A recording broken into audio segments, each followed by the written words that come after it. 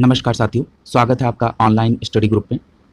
आज इस वीडियो के माध्यम से आगामी पीसीएस 2023 परीक्षा, आरओ यानी समीक्षा अधिकारी सहायक समीक्षा अधिकारी 2022-23 परीक्षा और बीईओ ब्लॉक एजुकेशन ऑफिसर 2022 परीक्षा के संदर्भ में चर्चा की जाएगी।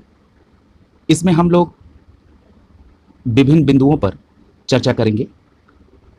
कैसे सामान्य अध्ययन की तैयारी की रणनीति बनाई जाए, इस पर भी बिंदुवार चर्चा होगी। नीचे कई सारे बिंदु बनाए गए हैं, उस पर बिंदुवार चर्चा आपसे की जाएगी।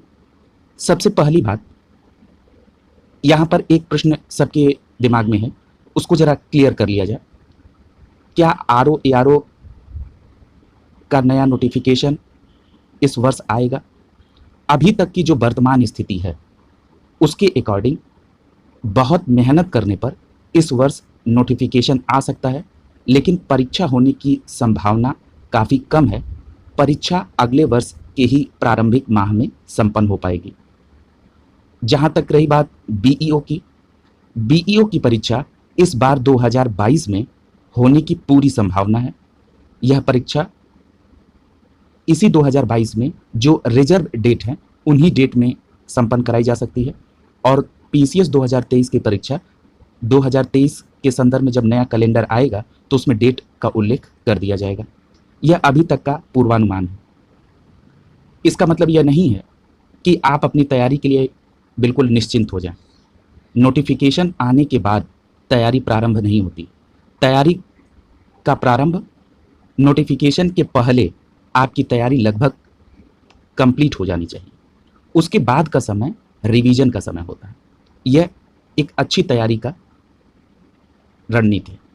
अब आइए चलिए जरा सामान्य अध्ययन के संदर्भ में, जो कि इन तीनों परीक्षाओं में समान रूप से ये विषय है, प्रश्न के स्तर पर बहुत बारीक अंतर इनमें रहता है। परीक्षाओं में लगभग अब सभी परीक्षाओं में विशेष प्रकार का कंपटीशन लेवल हो चुका है। यदि हम सामान्य अध्ययन की रणनीति के अंतर्गत पहले बिंदु पर बात करें तो जो सबसे पहला बिंदु है कि आपको अपनी तैयारी को प्रारंभ करने से पहले, या आप अपनी तैयारी कर रहे हैं तो आपको सबसे पहले इस बात का ज्ञान होना चाहिए कि आपका जो सिलेबस है उसके अकॉर्डिंग कौन सा मजबूत खंड है और कौन सा कमजोर खंड है। सबसे पहले इस बात को आपको पहचानना पड़ेगा और जो कमजोर खंड है उस पर आपको विशेष प्रयास करना पड़ेगा। वह समय बीत गया जब आपका कोई अच्छा खंड होता था और आप उसमें अच्छा प्रयास करके अपने कमजोर खंड को मेकओवर कर लेते थे। अब वो समय बीत चुका है। अब आपको सभी खंडों पर एवरेज पकड़ होनी चाहिए। इसके साथ ही साथ कुछ ऐसे खंड होने चाहिए जिस पर आपकी विशेष पकड़ हो, तब आपके चयन को कोई रोक नहीं सकता है। तो सबसे पहला आपको काम करना है कि अपने पास एक डायरी रखें। उस डायरी में आपके सिलेबस में जो जो सब्जेक्ट हैं उनके नाम लिखे होने चाहिए और हर एक पृष्ठ पर उस सब्जेक्ट से संबंधित आपकी क्या समस्या है, उसमें क्या स्थिति है, इसका उसमें आकलन लिखा होना चाहिए। दूसरी बात, केवल कमजोर और मजबूत पक्ष को आइडेंटिफाई कर लेना यही एकमात्र लक्ष्य नहीं है। उनको आइडेंटिफाई करने के बाद उस पर काम करना और फिर उसके बाद उसी डायरी में यह अंकित करना कि अब उस सब्जेक्ट में क्या स्थिति बन रही। यह स्थिति पता कैसे चलेगा कि क्या सुधार है, उसके लिए आपको अभ्यास प्रश्न करने होंगे, पहली बात। दूसरा प्रश्न, जो मैंने आपको पहले प्रश्न के चर्चा के दौरान इसकी जिक्र कर दिया इस बात का, कि जो सामान्य अध्ययन के कुछ ऐसे खंड हैं जिस पर आपकी बहुत अच्छी पकड़ होनी चाहिए। अब मेरे अनुसार वो ऐसे कौन से कॉमन खंड हैं जिस पर एवरेज सबकी पकड़ होनी चाहिए, उनके नाम देख लीजिए। सबसे पहला है भारतीय संविधान एवं राज्य व्यवस्था। इस सब्जेक्ट पर आपकी बहुत अच्छी पकड़ होनी चाहिए और अगर आप थोड़ा सा प्रयास करेंगे, यदि आपकी इस पे पकड़ कमजोर है तो इस पे अगर आप थोड़ा सा अच्छा प्रयास करेंगे तो आप अपनी पकड़ इस सब्जेक्ट पर बहुत अच्छी कर सकते हैं और आपको अच्छी करनी होगी यदि आप कंपटीशन क्वालिफाई करना चाहते हैं। दूसरा खंड है पर्यावरण का। इस पर भी आप अच्छा काम करेंगे तो आप अच्छा रिजल्ट ला सकते हैं। तीसरा है यूपी विशेष का, यानी यूपी स्पेशल आपको अपना मजबूत करना होगा। यदि आप किसी अन्य स्टेट पीसीएस के एग्जाम को दे रहे हैं तो बस यहीं पे आपको बदलाव करना होगा। बाकी खंड में लगभग समानता है। आपको यहाँ पर पर्टिकुलर उस राज्य विशेष के संदर्भ में जानकारी होनी चाहिए।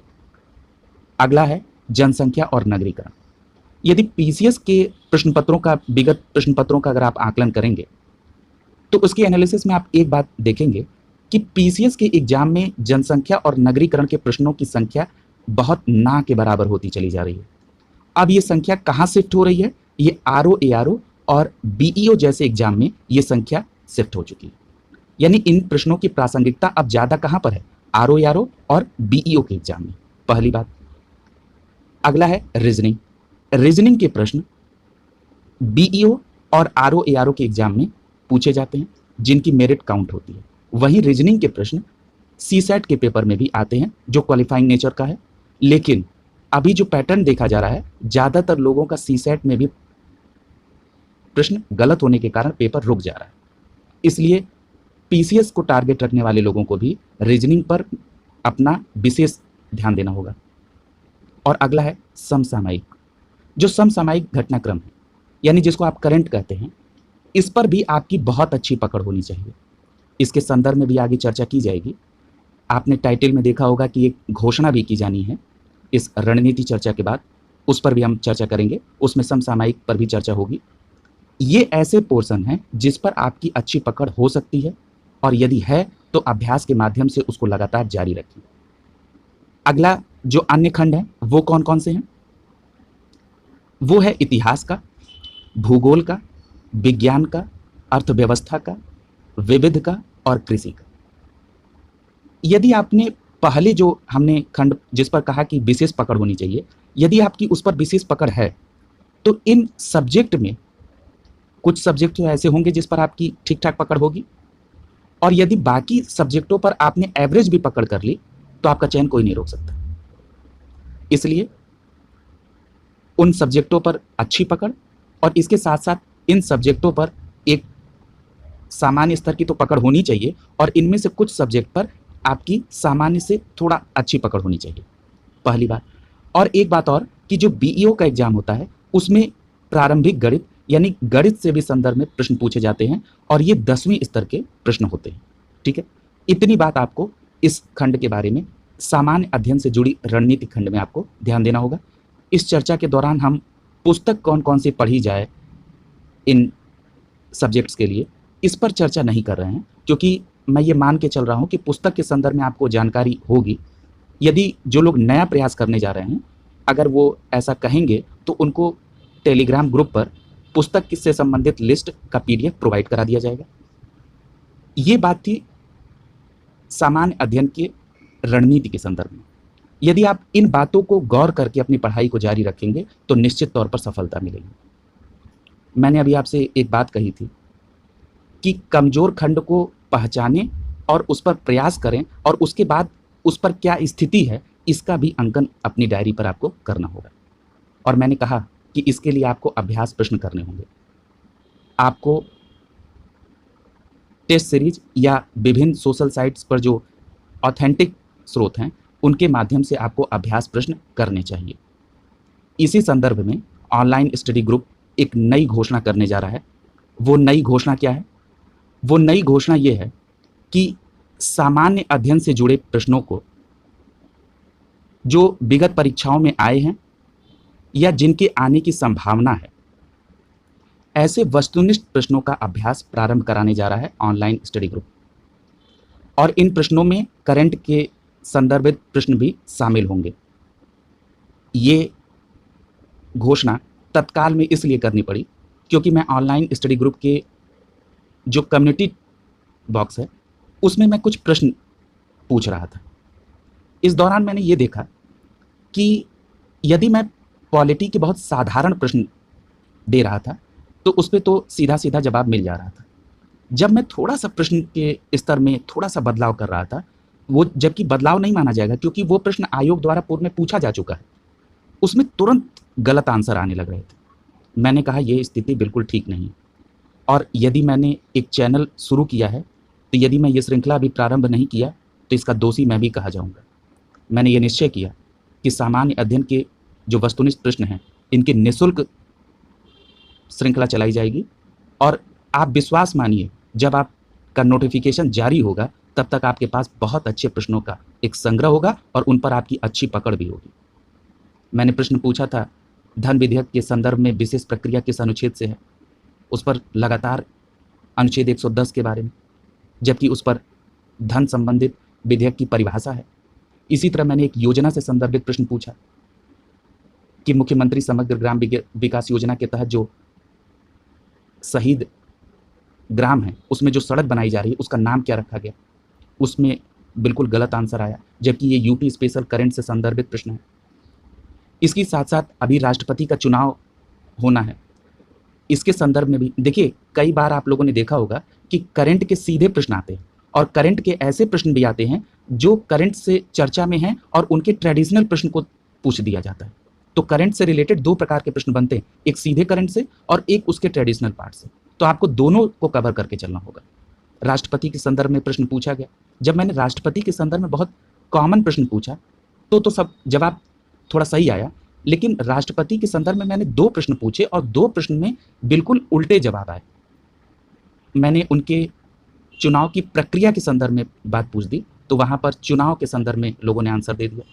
यानी एक मैं उदाहरण दे रहा हूं, मैं क्रिटिसाइज नहीं कर रहा हूं, ये इंडिकेशन है कि आपको अभ्यास करने की आवश्यकता है, कोई क्रिटिसाइज नहीं हो रहा है। यही आकलन एनालिसिस आपको अपनी पढ़ाई का लगातार जारी रखना होगा। और याद रखिए अपनी तैयारी के दौरान अपनी तैयारी का सही मूल्यांकन आपके अलावा कोई और नहीं कर सकता। आपकी स्थिति आप अच्छी तरीके से जानते हैं, इसलिए मेरा ये आपसे अनुरोध है कि आप अपनी पढ़ाई के साथ साथ अभ्यास प्रश्नों को करना बिल्कुल भी न भूलें, क्योंकि कई बार ऐसा देखा गया है, कई ऐसे लोग जानने वाले हैं जो परीक्षा में गए और जिस प्रश्न पर या जिस खंड में उनकी बहुत अच्छी पकड़ थी वहां वो प्रश्न उसका गलत कराए। उसका कारण ये था कि जब प्रश्न उनके सामने आया तो वो उसको वहां पर उस वे में कोरिलेट नहीं कर पाए। कारण क्या था? क्योंकि जब उन्होंने विकल्प पढ़ा तो 2 या 3 ऐसे विकल्प थे जो उनके आंसर से काफी नजदीक थे, तो मन में वहां पर एक नया थॉट डेवलप हो जाता है। वही नया थॉट आपको कंफ्यूजन पैदा करता है और उसी कंफ्यूजन के कारण आप अपना प्रश्न गलत कर देते हैं। यदि आप प्रश्नों का अभ्यास लगातार जारी कर रहे हैं तो वहां कोई प्रश्न कंफ्यूजन क्रिएट नहीं होगा। आप बिल्कुल डिसाइडेड मूड में रहेंगे कि नहीं, इस प्रश्न का आंसर यही होगा। इसलिए आप अभ्यास प्रश्न करें। और ये मैं आपको एक अपनी सलाह दे रहा हूं, ये अभ्यास प्रश्न आप ऑनलाइन स्टडी ग्रुप के अलावा जो और भी ऑथेंटिक स्रोत हैं वहां पर भी ज्वाइन करके आप करें, इसलिए क्योंकि ये काफी महत्वपूर्ण है। आप समझ रहे होंगे कि मैं इस पर क्यों बार बार जोर दे रहा हूं। अब ये प्रश्नों की श्रृंखला कहां प्रारंभ होगी, इसके लिए एक टेलीग्राम चैनल बना दिया गया है जिसका लिंक आपको यहां दिया जा रहा है और डिस्क्रिप्शन बॉक्स में भी दे दिया जाएगा। आपको उस लिंक के माध्यम से भी आप जाके चैनल को ज्वाइन कर सकते हैं, या तो आप टेलीग्राम चैनल अपना ऑन करके उस पर AR ऑनलाइन स्टडी ग्रुप, यानी ऑनलाइन स्टडी ग्रुप के आगे AR लिखेंगे और कोई स्पेस नहीं रहेगा, सब एक साथ रहेंगे सारे alphabet. AR online study group search करेंगे और उसको ज्वाइन कर लेंगे। यूट्यूब चैनल पर जो लोगो बना हुआ है वही लोगो टेलीग्राम चैनल पर भी लगा है, आप उसको ईजिली आइडेंटिफाई कर सकते हैं। और मेरा एक अनुरोध आपसे और रहेगा कि इस लिंक को आप ज्वाइन करने के बाद अपने जो ग्रुप्स हैं उन ग्रुप में भी इसको शेयर करें। उसके पीछे कारण बता रहा हूँ।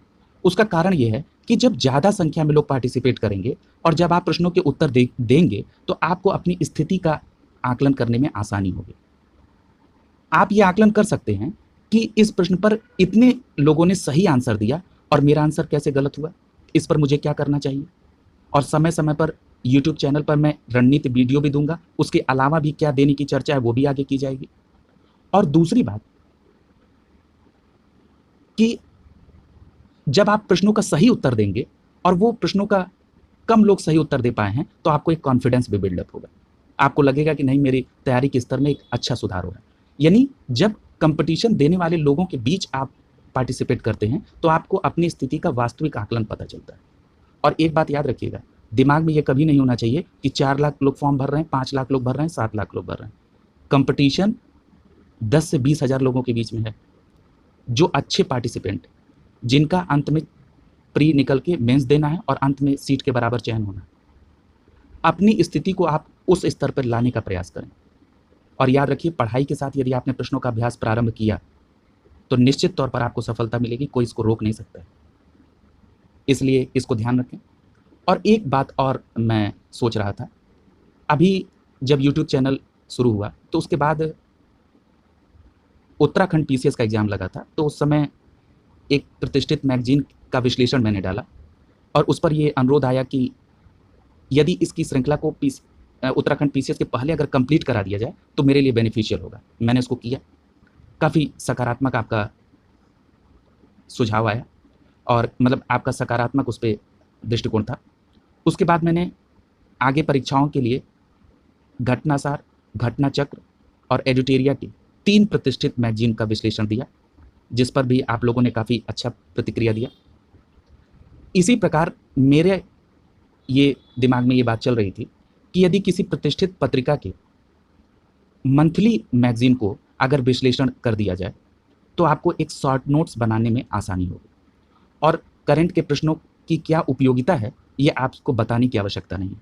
आप दिनों दिन परीक्षा में ये देख रहे हैं प्रश्न पत्र में कि करंट्स के प्रश्न जो हैं काफ़ी अच्छी संख्या में पूछे जा रहे हैं और जैसा कि मैंने कहा आपसे कि अप्रत्यक्ष तौर पर भी प्रश्न करंट से जुड़े हुए हैं।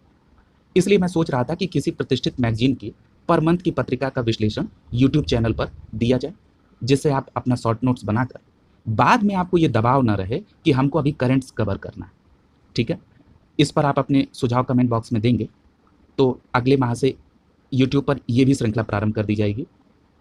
ऑनलाइन स्टडी ग्रुप का एकमात्र उद्देश्य है, यह जब आप कमेंट बॉक्स में ये लिखते हैं कि सर आपकी इस श्रृंखला से काफ़ी बेनिफिट हुआ, समझ लीजिए कि वो सारी कीमत से बड़ा कीमत होता है। ये प्रयास है कि इस ऑनलाइन स्टडी ग्रुप के माध्यम से जिस दिन आप ये कमेंट करेंगे कि सर ऑनलाइन स्टडी ग्रुप के एक छोटे से प्रयास के माध्यम से मेरे चयन में सहायता मिली है, निश्चित तौर पर आप और हम सब ऑनलाइन स्टडी ग्रुप के जुड़े परिवार के सदस्यों को काफ़ी सुखद अनुभूति होगी, क्योंकि बेरोजगारी का धब्बा जब हटेगा और आप एक प्रशासनिक अधिकारी के तौर पर तैनात होंगे तो दोनों गौरव की बात होगी। इसलिए बिना समय गंवाए तत्काल जितना जल्दी आप लोग इसमें पार्टिसिपेट करके जुड़ जाएंगे उतना जल्दी ये श्रृंखला प्रारंभ कर दी जाएगी। अब आपके रिस्पांस के ऊपर ये श्रृंखला डिपेंड करती है। जैसे ही आपकी ज्वाइनिंग अच्छी संख्या में हो जाएगी वैसे ही प्रश्नों की श्रृंखला प्रारंभ कर दी जाएगी। आप सभी का बहुत बहुत धन्यवाद, आपने इस चर्चा में पार्टिसिपेट किया। और इसके अलावा यदि आपके कोई प्रश्न हैं जो तार्किक हैं, जो आपको अभी भी संशय है, वो कमेंट बॉक्स में आप दे सकते हैं। आप अपने सुझाव भी कमेंट बॉक्स में दे सकते हैं। आपने पार्टिसिपेट किया इस चर्चा में, इसके लिए आप सभी का